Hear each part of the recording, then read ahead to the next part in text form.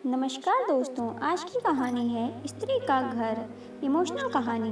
तुम्हें कितनी बार बताया है मेरे तैयार होने से पहले मेरा नाश्ता तैयार हो जाना चाहिए। शादी के 25 सालों बाद भी मुझे क्यों बार बार एक ही बात बतानी पड़ती है लता। तुम्हें क्या है, तुम तो आराम से घर पर रहोगी, मुझे काम पर जाना पड़ता है। तुम हो कि हमेशा बेवकूफ़ों जैसी हरकत करती रहती हो।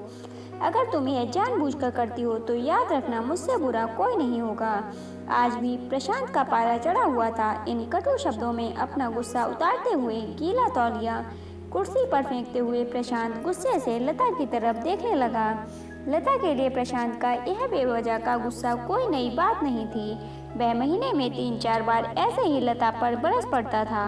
पहले पहले लता उसका विरोध किया करती थी, लेकिन जब कई सालों तक प्रशांत में कोई बदलाव नहीं आया तो लता ने खुद को ही बदल दिया। अब प्रशांत के कुछ भी कहने से लता को कोई फर्क नहीं पड़ता था। प्रशांत की हर बात को वो चुपचाप सिर नीचे झुकाए सुन लेती थी।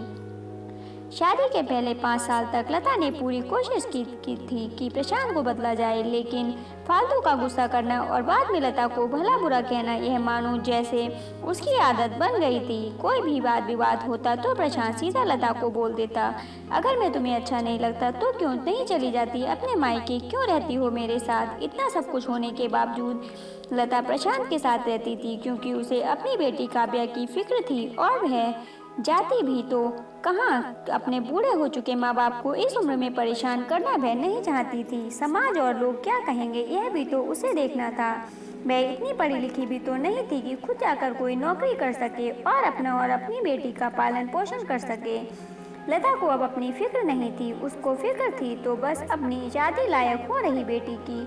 लता नहीं चाहती थी कि पति पत्नी के झगड़े की वजह से काव्या डिस्टर्ब हो। काव्या की पढ़ाई पूरी हो चुकी थी, उसके लिए अब शादी के रिश्ते आने लगे थे। कई रिश्तों को काव्या ठुकरा चुकी थी। 2-3 महीने बाद एक अच्छा रिश्ता आया। रिश्तेदारों और पहचान के लोगों ने भी लड़के के बहुत गुणगान किए थे। प्रशांत एक शाम अपनी बेटी के पास बैठकर उसे बताने लगा, काव्या बहुत अच्छा लड़का है, पढ़ा लिखा है, बड़ा घर है, बहुत अच्छी नौकरी है। ऐसे रिश्ते बार बार नहीं आते बेटा, इस बार मना मत करना। काव्या अपने पिता से ज़्यादा बात नहीं करती थी, शायद डरती थी या शायद नफरत करती थी, लेकिन आज वो अपनी पूरी हिम्मत इकट्ठा कर बोली, मुझे अभी शादी नहीं करना है पापा, मैं नौकरी करना चाहती हूँ, खुद अपने पैरों पर खड़ी होना चाहती हूँ। हाँ तो उसमें क्या बड़ी बात है, मैंने लड़के से बात की है, वह तुम्हें किसी बात के लिए नहीं रोकेगा। तुम शादी के बाद भी नौकरी कर सकती हो, वह तुम्हें नौकरी के लिए परमिशन दे देगा। प्रशांत बोला, मेरा नौकरी करना या ना करना उसकी परमिशन पर क्यों डिपेंड रहेगा पापा। काव्या ने पूछा, मैं कह रहा हूँ ना, तुम्हें किसी भी चीज़ की कमी नहीं होगी वहाँ।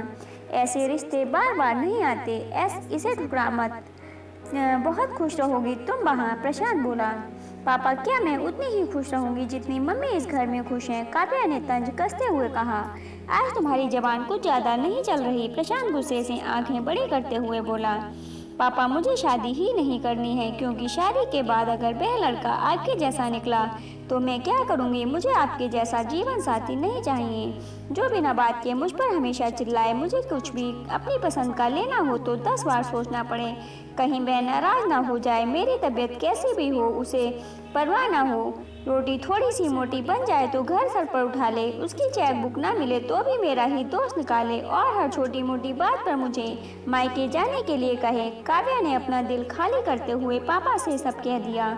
प्रशांत का गुस्सा 7वें आसमान पर था, लेकिन उसके मुंह से एक भी शब्द नहीं फूट रहा था।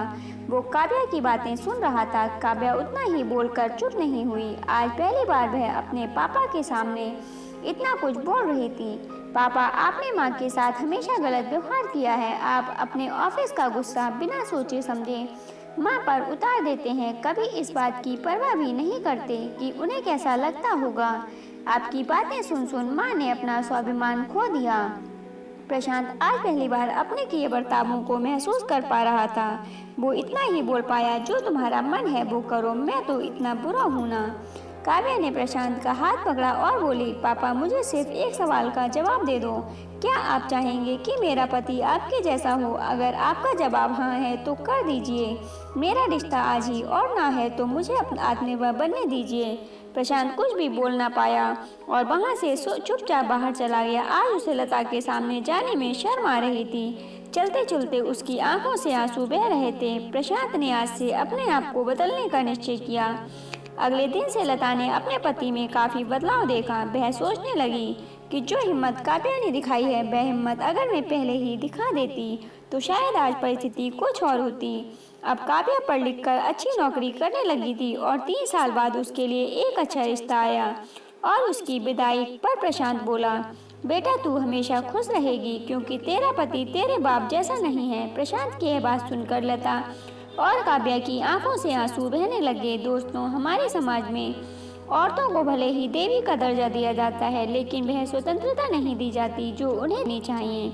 उन्हें बचपन से ही बताया जाता है कि वह पराया धन है। स्कूल से आने में देर हो जाए तो पिटाई मिलती है, मोबाइल पर बातें करते हुए दिख जाएं या खिड़की से झांकते हुए दिख जाए तो शक किया जाता है। माँ बाप का घर तुम्हारा नहीं है, पति का घर ही तुम्हारा घर है। जीवन भर यह बातें बता बता कर उन्हें ससुराल भेज दिया जाता है और एक दिन किसी छोटे मोटे झगड़े में ससुराल वालों से उन्हें सुनना पड़ता है कि इस घर को छोड़ दो और मायके चली जाओ। अब आप ही बताओ दोस्तों, ऐसी स्त्रियों का सच्चा घर कौन सा? आखिरकार वह किस घर को अपना कहें? तो दोस्तों, इस कहानी के बारे में आपकी राय कमेंट बॉक्स में ज़रूर बताइएगा।